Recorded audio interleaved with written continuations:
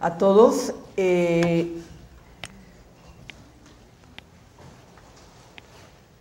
Bueno, nuestra dieta occidental, ¿sí? Vamos a pensar en el peso que cualquiera de ustedes tenga, es equivalente a los milimoles de ácido que vamos a producir al día. Por ejemplo, tengo 70 kilogramos de peso en un adulto y vamos a ver que produce 70 milimoles de ácidos no volátiles.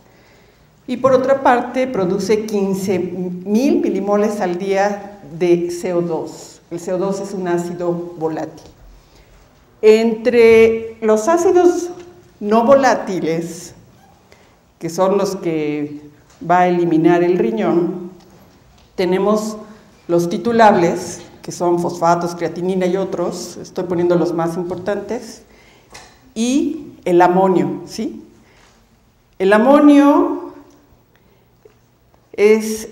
amoníaco, pues es el amortiguador por excelencia de la orina, mientras que el bicarbonato CO2 es el amortiguador por excelencia de la sangre o el plasma. Entonces, en la medida que nosotros eliminamos esa carga ácida no volátil, también el riñón produce la misma cantidad de bicarbonato nuevo. En esta diapositiva no me voy a meter en detalle, ¿verdad? Pero se esquematiza de dónde proviene en nuestra dieta parte de esas 30 milimoles de ácidos titulables que se reabsorben en el plasma y que el catabolismo de las proteínas contribuye con 40 milimoles al día. En total son 70 milimoles de hidrogeniones que se eliminan, ¿sí? De estos, 40, o sea, es un porcentaje un poco mayor, es de amonio, 40 milimoles, mientras que son 30 milimoles principalmente de fosfatos, como carga titulable. Y como pueden ver aquí, pues el pulmón juega un papel fundamental en mantener también la homeostasis a nivel de los ácidos volátiles, para eliminar ese exceso. Esto es lo más básico de cualquier definición, pero me pareció importante recalcar que el pH normal de plasma está en este intervalo de 7.35 a 7.45.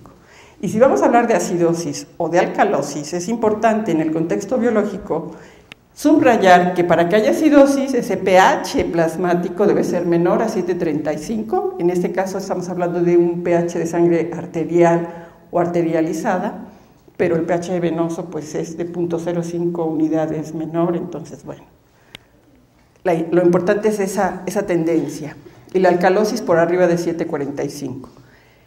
Vamos a tener alteraciones primarias de la PCO2, entonces vamos a hablar de acidosis respiratorias o alcalosis respiratoria, o alteraciones en la concentración de bicarbonato, y entonces sí vamos a hablar de acidosis metabólica o alcalosis metabólica.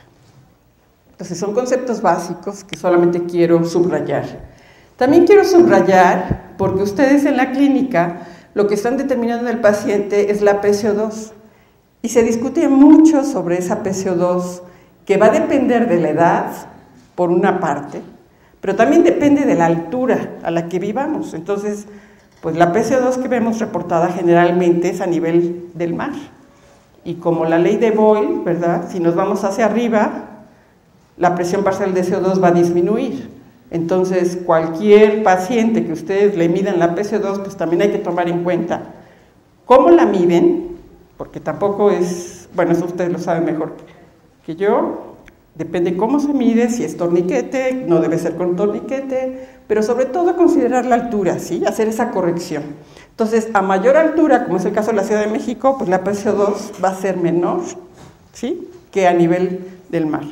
Hay un factor de corrección de solubilidad, 0.03, por el cual puedo hacer muy fácil esa conversión de la PCO2 a la concentración del ácido CO2, en este caso en miliequivalentes por litro. Entonces, esta relación de pH igual a pK más logaritmo de la concentración de la base o álcali entre la concentración del ácido, pues me va a dar el pH plasmático en nuestro caso, ¿sí?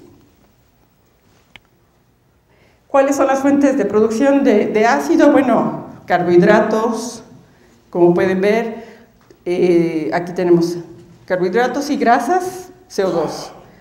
son productores de ácidos volátiles. También de ácidos no volátiles contribuyen todos aquellos aminoácidos que tienen azufre, ¿no? Como la metionina y cisteína. Aquí vemos que tenemos una carga ácida de hidrogenión. También todos los compuestos que llevan fosfatos, ¿sí? Van a contribuir a la carga ácida. Aminoácidos, en este caso básicos, como lisina arginina, van a ser productores de ácido. Y otros ácidos orgánicos que no se metabolizan, como es el ácido úrico, el oxálico, oxalato, pues. Y, bueno, tenemos también láctico y los cetoácidos. Contribuyen a la carga ácida no volátil. Pero como les repito, los más importantes es el amonio y el fosfato, en la eliminación de ácidos titulares. Y en la producción de bases no volátiles, pues contribuyen los aminoácidos de origen ácido, como glutamato aspartato, y podemos ver aquí que se produce bicarbonato, o bien la oxidación de ácidos orgánicos, que también, como ejemplo, lactato o acetato, produce bicarbonato. Aquí es fundamental que entendamos que la reabsorción de bicarbonato, como la de sodio y muchos otros electrolitos, calcio, magnesio, todo va a ocurrir, la absorción máxima siempre es en el túbulo proximal.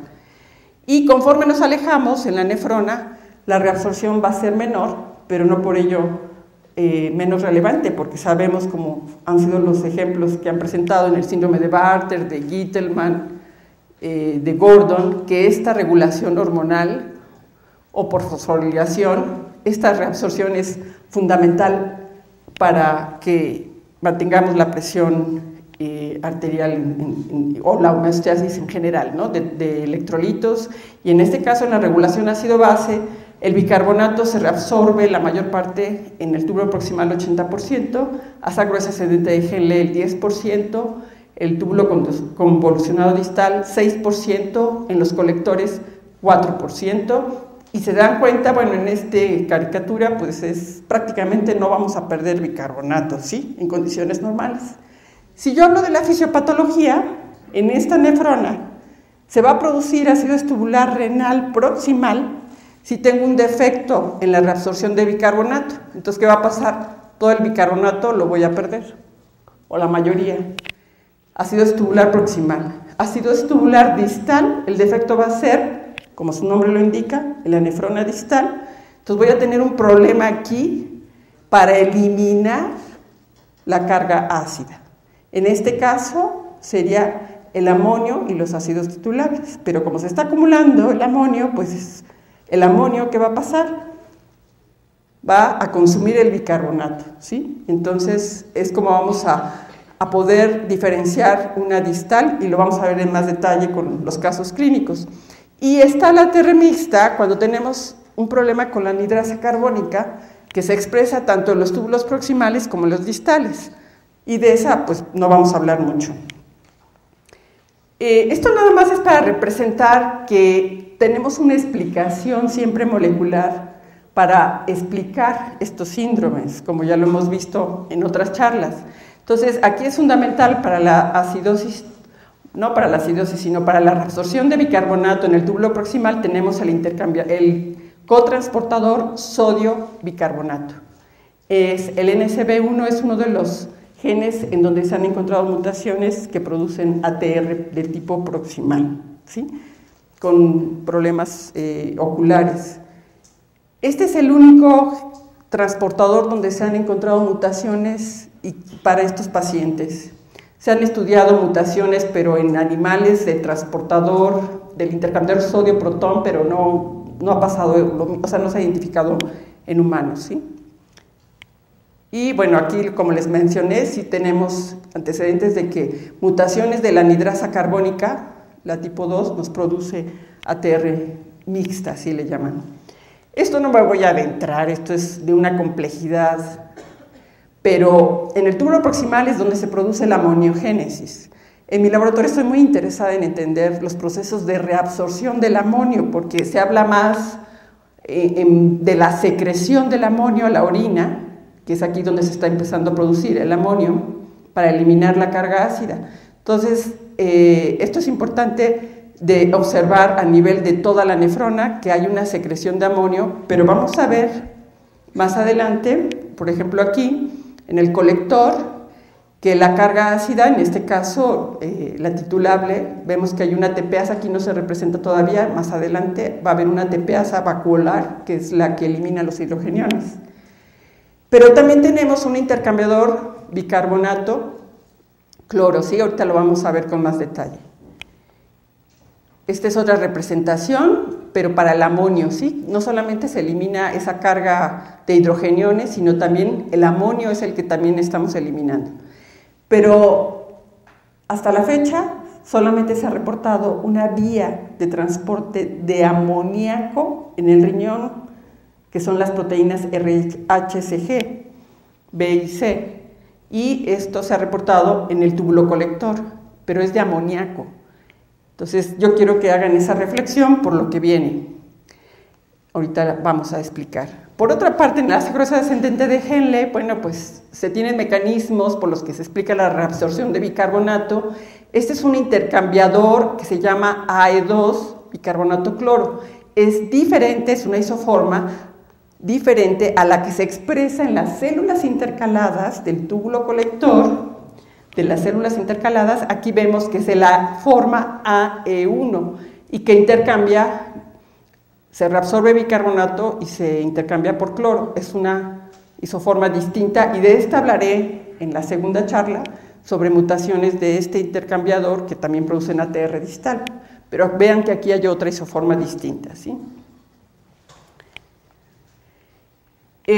Aquí nada más es para representar que en el asa gruesa descendente de Henle, como va a haber un proceso de reabsorción de amonio a partir de este segmento, o sea, aquí viene el amonio viajando en la orina y de pronto se vuelve a reabsorber en el asa gruesa ascendente de Henle. Se ha propuesto que sea un canal de potasio, lo cual en mi laboratorio yo estoy tratando de demostrar que se trata de canales de amonio que se llaman HCN. Y también se puede usar el cotransportador de sodio-cloro en lugar de potasio, también por ahí puede entrar o reabsorberse el amonio, ¿sí? Entonces, estos son los mecanismos que se han propuesto como una caricatura. Y esto, pues, les recuerda en gran medida, por ejemplo, cómo se recicla o se concentra la orina en potasio. Este es el mismo mecanismo de contrarreflujo, también es muy parecido para el caso del amonio. Queremos hacer una orina concentrada, ¿sí? Bueno, entonces, aquí ya no me voy a detener porque quiero hablarles de qué me llevó al estudio de la acidosis metabólica renal. Pues yo estaba muy contenta en mi laboratorio estudiando canales iónicos y viendo biopsias de riñones y haciendo patch clam y biología celular.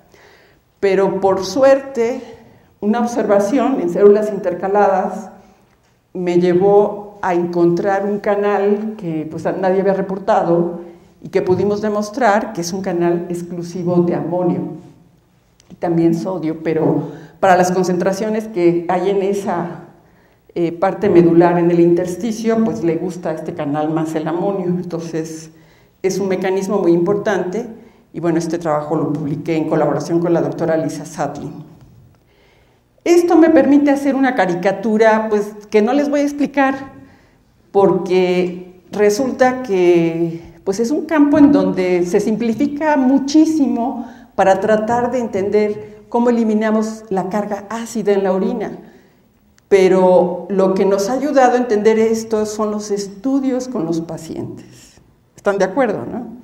Entonces, cuando encontré esto dije, tengo que estudiar pacientes. Tengo que ir a buscar a los nefrólogos pediatras para que me enseñen qué patología se produce cuando no puedo eliminar el amonio.